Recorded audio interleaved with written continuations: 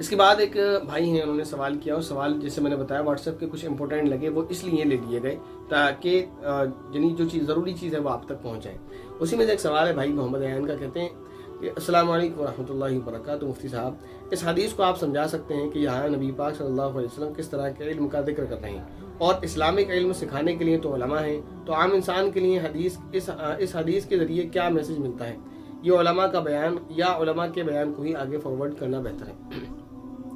حدیث کیا ہے؟ حدیث یہ ہے، حضرت ابو ہریرہ رضی اللہ تعالیٰ عنہ سے روایت ہے کہ رسول اللہ صلی اللہ علیہ وسلم نے ارشاد فرمایا، اس شخص کی مثال جو علم سیکھتا ہے پھر لوگوں کو نہیں سکھاتا، اس شخص کی طرح جو خزانہ جمع کرتا ہے پھر اس میں سے خرچ نہیں کرتا۔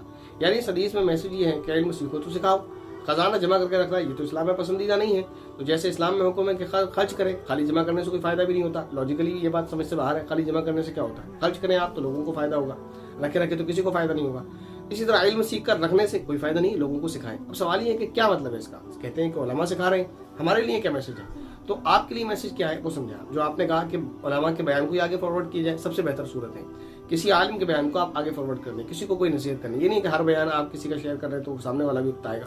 آپ کوئی موقع دیکھ رہے ہیں کہ اس کو یہ نصیحت کرنی، تو وہ بیان آپ نے کسی عالم کا لیا اور اس کو فارورڈ کر دیا، بھائی اس کو سن لیں تھوڑی سی، اس میں یا کسی کو کوئی مسئلہ بتانا ہے وہ آپ نے کر دیا، تو یہ سب سے بہتر ہے۔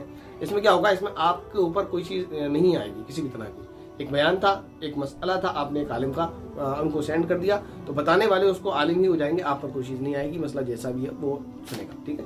دوسری صورت یہ ہے کہ آپ عالم کے بیان کو ایز اٹ از نقل کر سکتے ہیں، اگر تو اس کو نقل کر دیں، یا پھر مفہوم وہی رہنا چاہیے، آپ کے الفاظ بدل جائیں لیکن مفہوم نہ بدلے، یعنی مسئلہ جو ہے وہ صحیح مسئلہ بتائیں، واقعہ جو ہے وہ صحیح واقعہ بتائیں، یہ کر لیں آپ۔ یا پھر اب آپ تیسری طرف یہ ہے کہ یہ جو چیز ہے، یعنی اللہ کے نبی نے جو فرمایا علم سیکھو تو آگے سکھاؤ، اس طرح اللہ کے نبی صلی اللہ علیہ وسلم کی ایک حدیث ہے بلغوا عنی ولو آیا، کہ مجھ سے جو بات دین کی تم تک پہنچتی ہے وہ آگے پہنچاؤ، اگرچہ ایک آیت ہی کیوں نہ ہو۔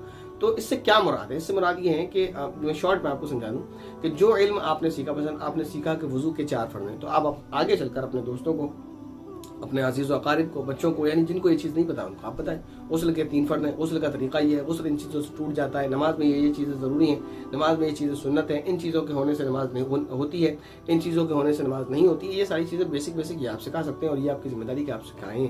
تو یہ علم دین اتنا جو ہے جس سے انسان کو حلال اور حرام کی تمیز ہو جائے، یہ تو ہر ایک کے لیے فرض عین ہے، سب کو سیکھنا ضروری ہے، فرض عین علم ہے یہ، تو آپ سیکھیں، آپ اپنے آگے والی نسل کو سکھائیں اس طرح سے، ٹھیک ہے نا۔ اس کے بعد ایک سوال ایک بھائی کا، کہتے ہیں السلام علیکم ورحمۃ اللہ وبرکاتہ، مفتی صاحب وعلیکم السلام ورحمۃ اللہ وبرکاتہ، کہتے ہیں حضرت بینک میں ملنے والا انٹرسٹ کا کیا کرنا چاہیے؟ کسی غریب مسلم یا غیر مسلم کو دے سکتے ہیں کیا؟ یا کسی کے غریب کی شادی میں یا علاج میں یا اس کے گھر کے تعمیری کام میں، یا صرف اس کو دے دیں پھر وہ چاہے جو کرے، ان سب کاموں میں انٹرسٹ والی رقم دے سکتے ہیں کیا؟ جزاک اللہ۔ آپ کے نزدیک جو غریب مسلمان ہے، جو زکوٰۃ کا مستحق ہے، اس کو آپ یہ رقم بغیر ثواب کی نیت کے دے دیں، یہ آپ کریں۔ اس کے بعد ایک سوال ہے ایک بہن کا، انہوں نے سوال کیا ہے السلام علیکم ورحمۃ اللہ وبرکاتہ، وعلیکم السلام ورحمۃ اللہ وبرکاتہ، حیض ختم ہو جانے کے بعد اسپوٹ آنے کا شک ہو تو غسل لے لینا چاہیے یا رک جانا چاہیے؟ حیض ختم ہونے سے پہلے، حیض وقت سے پہلے ختم ہوا ہے تو شک ہے کہ آگے آئے گا، تو ختم ہوتے ہی غسل لے لینا چاہیے یا نہیں؟ اگر کسی کے حیض کا مثلا 5 دن ہے اور ان کا حیض 4 دن میں یا 4.5 دن میں بند ہو گیا، تو اس صورت میں، اور آگے امکان ہے پاسبل ہے کہ آ جائے گا، تو کیا کرنا چاہیے؟ تو ایسی عورت کو حکم یہ ہے کہ وہ جس نماز کے وقت میں بند ہوا ہے، مثلا عصر میں 5ویں دن بند ہوتا ہے لیکن 5ویں دن ظہر میں ہی بند ہو گیا وہ، تو ان کے لیے حکم یہ ہے کہ حیض کے بند ہو جانے کے بعد نماز کا جو مستحب وقت ہے اس کے نکل جانے کا انتظار کریں، ٹھیک ہے نا۔ تو جب نماز کا مستحب وقت جو نکل گیا اس میں اس کو حیض نہیں آیا ہے تو پھر کیا کرے؟ وہ غسل کر لے اور غسل کر کے نماز پڑھ لے، تو اگر لیکن آ جاتا ہے تو پھر وہ اسی طرح شمار کرے گی، اور نہیں آتا ہے تو پھر وہ اپنی نماز پڑھ لیں، اس سے زیادہ نہیں رکنا ہے، نماز کا مستحب وقت آپ نکال لیں، اتنا انتظار کریں بس۔ اس کے بعد سوال ہے مفتی صاحب، سوال یہ ہے کہ ویڈیو کے بیک گراؤنڈ میں جو نشید ہیں اور اس میں جو ہلکا سا میوزک ہے، کیا اس ہلکے سے میوزک کی گنجائش ہے؟ کیونکہ ویڈیو کا مین موٹیو تو ایک علمی بات ہے، اور اتنے ہلکے میوزک سے کسی میں جھومنے والی کیفیت بھی نہیں آتی۔ سوال کیا ہے انہوں نے ایک ویڈیو کو سینڈ کر کے، جیسے آج کل ووکل میوزک چل رہے ہیں یا اسلامک ووکل میوزک یا اسلامک میوزک کے نام سے، تو لوگ سوچتے ہیں کہ کون سا میوزک ہم یوز کر سکتے ہیں، کون سا اسلامک ہے نہیں، لیکن اسلامک کے نام سے لوگ گانے بھی لگا رہے ہیں، تو وہ اسلامک نہیں ہوتے، یہ سمجھیں میوزک کسے کہتے ہیں۔ میوزک جو ہے جو میوزیکل انسٹرومنٹس ہوتے ہیں، یعنی جو میوزک کے بنانے کی یا میوزک جن چیزوں کے ذریعے، جن ٹولس کے ذریعے بنتا ہے، جیسے بانسری ہے اور اس طرح گٹار ہے، ستار ہے، اور یہ جو چیزیں ہوتی ہیں، طبلہ ہے، ان چیزوں کے ذریعے سے میوزک بنتا ہے. تو ان چیزوں میں سے جو آواز ہوتی ہے وہ میوزک. نیچرل کسی چیز کی آواز، مثلا آپ کی زبان کی آواز ہے، یا آپ نے کچھ کسی اور طرح سے کوئی آواز پیدا کی ہے، یا پرندوں کی آواز ہے، یا کسی اور چیز کی، تو اس کو میوزک نہیں کہا جائے گا. مثلا اگر برتن تو خیر نہیں، کوئی نہیں گراتا، یعنی کوئی برتن گر گئے لیکن اس کی آواز ایسی ہوئی اچانک سے پیاری سی ہوئی، وہ کسی نے ریکارڈ کر لی، وہ آگے چلنے لگی. یا اسی طرح کوئی بچہ ہے، وہ کچھ بولا، اس کی آواز اچھی لگی. لیکن خلاصہ یہ کہ میوزک انسٹرومنٹ کا اگر یوز نہیں کیا گیا، میوزیکل جو انسٹرومنٹ ہیں، جو اس کو میوزک کو بنانے کے جو ٹولس ہیں، اگر اس کا استعمال نہیں کیا گیا، اس کے علاوہ کی آواز ہے، تو وہ میوزک نہیں ہے. اس کے بعد سوال ہے، کہتے ہیں السلام علیکم ورحمۃ اللہ وبرکاتہ. وعلیکم السلام ورحمۃ اللہ وبرکاتہ. مفتی صاحب، حضرت آل آؤٹ یوز کرنے سے روزے میں کوئی فرق تو نہیں آتا؟ نظر آنے والا دھواں تو نہیں ہوتا ہے، پر روم میں اس کی خوشبو ہوتی ہے.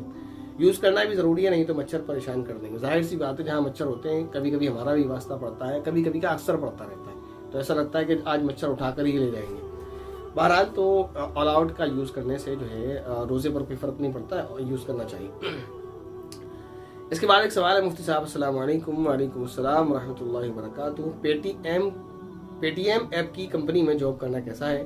جیسے کیو آر کوڈ چینج کرنا، Q R code sound box لگانا وغیرہ وغیرہ. برائے مہربانی جواب دیں. 2 بار وغیرہ. چلیں دیکھیں، علماء نے ایک بات فرمائی ہے، اور وہ بات صحیح ہے، درست ہے، کہ بینک میں جاب کرنا یہ جو ہے، کیونکہ بینک کا جو ذریعہ ہوتا ہے سارا کا سارا، وہ انٹرسٹ پر بیس کرتا ہے. جو بھی اس کی کمائی ہے وہ سب سودی کمائی ہے، وہیں سے کماتے ہیں، وہیں سے وہ سیلری دیتے ہیں.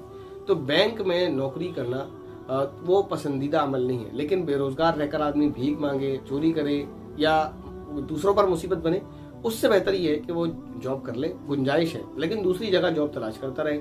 اس کو دوسری جگہ جاب مل جائے تو وہ یہ جاب چھوڑ دے. بینک میں جاب کرنا اور بینک میں کمائی کرنا یہ پسندیدہ عمل نہیں ہے، ٹھیک ہے نا. تو بینک مجبوری کے تحت بینک میں جاب کر لیں آپ، اور دوسری جگہ جاب تلاش کریں، اور دوسری جگہ کہیں جاب مل جائے تو بینک کی جاب کو چھوڑ دیں. البتہ یہ نہیں کہا جائے گا کہ آپ کی کمائی جو ہے حرام ہے، کیونکہ ظاہر ہے بہت ساری صورتیں ہیں کہ بینک آپ کو جو پیسہ دے رہی ہے وہ آپ کی محنت اور مزدوری کا دے رہی ہے. مثلا آپ وہاں پر جو ساؤنڈ باکس لوگوں کو لگائیں گے تو آپ کا اس میں براہ راست بیاج سے کوئی لینا دینا نہیں ہے. ساؤنڈ باکس آپ کہیں لے کر جا رہے ہیں، کہیں یعنی بینک سے آپ پرچیز کریں گے، یا بینک آپ کو اس کام کی سیلری دے رہی ہے کہ آپ ساؤنڈ باکس رکھیں گے، تو وہاں آپ کا ڈائریکٹ بلا واسطہ آپ کا کوئی سودی لین دین نہیں ہے. تو اس لیے ناجائز نہیں ہے، لیکن بہتر اس لیے نہیں ہے کہ آپ کہیں نہ کہیں بینک کو، کیونکہ بینک کو آگے لے کر جانے، کیونکہ جتنا بینک آگے بڑھے گی، ساؤنڈ باکس لگیں گے، کیو آر کوڈ لگیں گے، کیو آر کوڈ جگہ جگہ پہنچیں گے تو بینک ترقی کرے گی. تو بینک کو کہیں نہ کہیں آپ آگے بڑھانے کا ذریعہ ہیں، تو بینک کا جو انٹرسٹ کا کاروبار ہے وہ زیادہ بڑھے گا. تو اس لیے بہتر یہ ہے کہ آپ بینک میں جاب نہ کریں کسی بھی طرح کی. لیکن بے روزگار رہ کر کسی پر بوجھ بننے سے، بھیک مانگنے سے، یا اس طرح پریشان ہونے سے بہتر یہ کہ آپ یہ جاب کر لیں اور دوسری جگہ جاب تلاش کرتے رہیں. جب آپ کو دوسری جگہ جاب مل جائے تو آپ بینک کی جاب چھوڑ دیں، اور جب تک آپ جاب کرتے رہیں، لیکن اس کو اچھا نہ سمجھیں اور اسی پر اڑے نہ رہیں. لیکن پھر بھی میں نے آپ کو یہ بات بتائی، بہرحال یہ بات درست ہے کہ بینک میں کام کرنے والے کی کمائی حرام نہیں ہے. امید ہے یہ بات آپ کو اچھے سے سمجھ آ گئی ہوگی. یہی کچھ سوالات تھے جو آپ کے لیے گئے. بہت سارے سوالات یقیناً آپ کے رہ گئے ہیں، میں اس کے لیے معذرت خواہ ہوں، اور وہ سوالات آپ کے نیکسٹ کمنٹ باکس میں انشاءاللہ لے لیے جائیں گے. سوالات آپ کرتے رہیں، اور آخری بات دعاؤں میں اپنی یاد کرتے رہیں. اور یہ جو ویڈیوز ہیں ہم آپ کے لیے بناتے ہیں، اس کو آپ لوگوں میں آگے فارورڈ کریں، تاکہ ان کی جو یعنی بہت سارے سوالات آپ نے ایسے سنے ہوں گے، آپ کو معلوم ہوا ہوگا کہ ہاں یہ تو غلط فہمی ہوتی ہے لوگوں میں، تو ان کی یہ غلط فہمی دور ہو، اور آپ علم کو دوسرے تک پہنچانے کا ذریعہ بنیں گے. تو ظاہر ہے آپ بھی اس صدقے کے ثواب میں جو ہے، یعنی وہ کہتے ہیں نا بہتی گنگا میں ہاتھ دھونا، تو ایک ہم نے ویڈیو ریکارڈ کر دیا، آپ جو بھی سنے گا اس سے علم سے فائدہ اٹھائے گا، اس کا ثواب ہمیں بھی ملے گا. آپ آگے فارورڈ کریں گے تو اس کا ثواب آپ کو بھی ملے گا. تو یہ بہتی گنگا میں ہاتھ دھونے کی طرح ہیں، تو آپ بھی دھو لیں. ہم بھی ثواب کے مستحق ہوں گے، آپ بھی ثواب کے مستحق ہوں گے، اور جو بندہ سیکھ کر عمل کرے گا انشاءاللہ اس کو بھی ثواب ہوگا. اور جو بھی ذریعہ بنے گا، جتنے بھی جہاں پر ہمارے ساتھ اس معاملے میں ہیلپ کرنے والے ہیں، سپورٹ کرنے والے ہیں، سب کے سب انشاءاللہ ثواب کے مستحق ہوں گے. ملتے ہیں انشاءاللہ نیکسٹ کمنٹ باکس میں. السلام علیکم ورحمۃ اللہ وبرکاتہ.